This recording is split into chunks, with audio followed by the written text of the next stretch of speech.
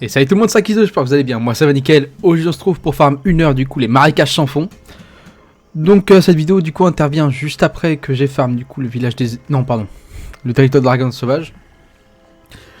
Et du coup on va passer... En fait de base je voulais faire marécage Nosabon et marécage sans fond. Mais je me dis que c'est un peu les mêmes zones. Donc je préférais faire une coupure. Faire marécage Nosabon, territoire de dragon sauvage et marécage sans fond après. Donc je suis plutôt hype parce que si vous vous souvenez bien, si vous avez regardé la vidéo des marécages Nosabon, c'était une zone, la zone la plus rentable qu'on ait fait pour le moment. Donc j'étais vraiment super hype de du coup faire à peu près la même zone, mais c'est une zone de plus haut niveau. Et puis voilà, on va sans plus tarder passer à la présentation des monstres. On se retrouve du coup avec les mêmes monstres, je crois. Hein. Ouais, c'est ça. Sauf qu'il y a Gadou, je sais pas trop ce que c'est. Ça doit être un archi. Un archi non. Vous avez compris, j'ai pas le mot. J'ai vraiment perdu le mot là.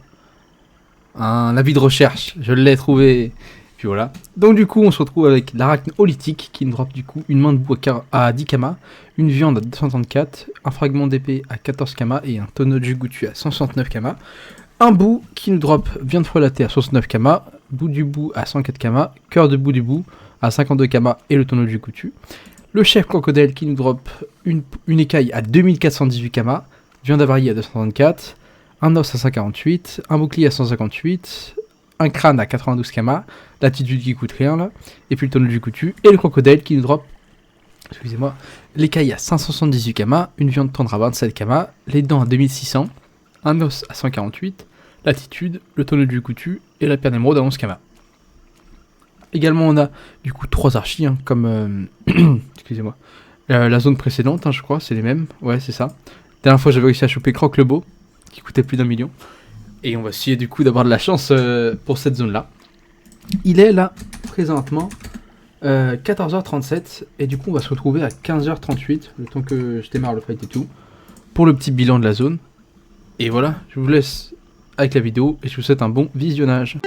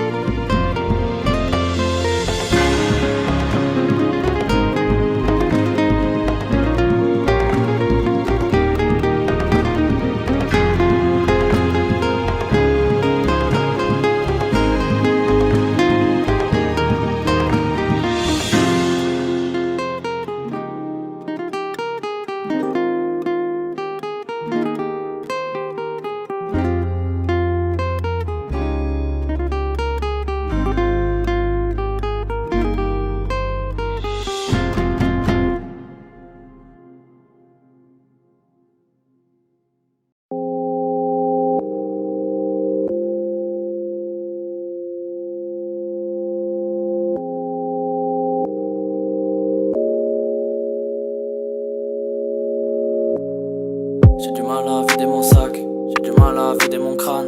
J'ai du mal, on est dimanche soir. J'ai du mal quand je repense à toi.